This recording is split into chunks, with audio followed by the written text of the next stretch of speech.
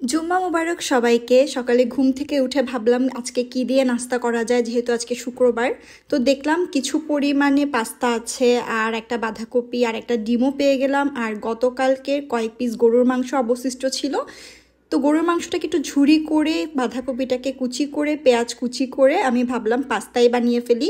একদম সহজে ঝটপট ফাঁকিবাজি ভাবে হয়ে যাবে। অল্প একটু রসুন, পেঁয়াজ কুচি আর বাঁধাকপি কুচিটাকে ভালো করে ভেজে নিব। আর যেহেতু গরুর মাংসটা রান্নাই করা ছিল, তাই আর কোনো ঝামেলা হবে না, মাংস এবং মাংসের ঝোল দিয়েই পাস্তাটা রান্না করে ফেলবো। শুক্রবার মানে একটু দেরি করে ঘুম থেকে ওঠা আর টেস্টি কোনো নাস্তা করা, আর যত সহজে করা যায় আর কি। তো ডিমটা মাঝখানে দিয়ে ডিমটা এটার সাথে ঝুরি ঝুরি করে মিশিয়ে নিচ্ছি।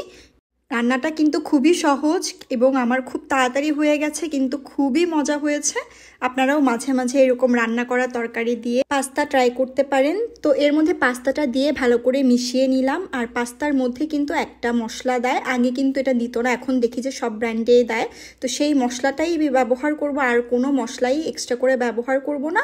শুধু হালকা একটু লবণ দিব এর মধ্যে, কারণ লবণের পরিমাণটা আমার কাছে একটু কম মনে হয়েছে। তারপর আমি অল্প একটু করে মাংস যেটা আমি রেখেছিলাম সেটা অ্যাড করে দিয়ে মাংসের ঝোলটা এটার মধ্যে দিয়ে দিব। আর এই মাংসের ঝোল দেওয়ার কারণেই কিন্তু রান্নাটা এত বেশি মজা হয়েছিল। মুরগির মাংস দিয়েও আপনারা ট্রাই করতে পারেন। আর একটা ডিম সিদ্ধ করে আমি এই ফাঁকিবাজি টেস্টি পাস্তাটা ট্রাই করে ফেললাম এবং খুবই ভালো লেগেছে।